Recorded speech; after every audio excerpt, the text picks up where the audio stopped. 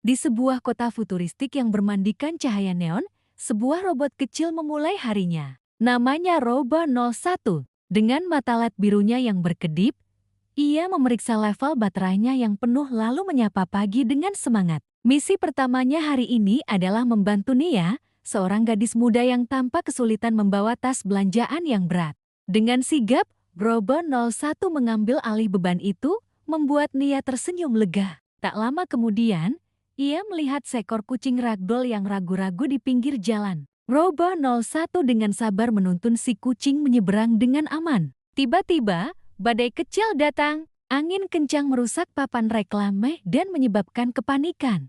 Tanpa ragu, Robo 01 memproyeksikan cahaya dari tubuhnya, menciptakan jalur pemandu yang aman bagi warga untuk berlindung. Saat senja tiba dan kota kembali tenang, Robo 01 kembali ke stasiun pengisian dayanya. Sambil mengisi data, mata LED-nya melengkung membentuk senyuman, puas dengan hari yang penuh makna.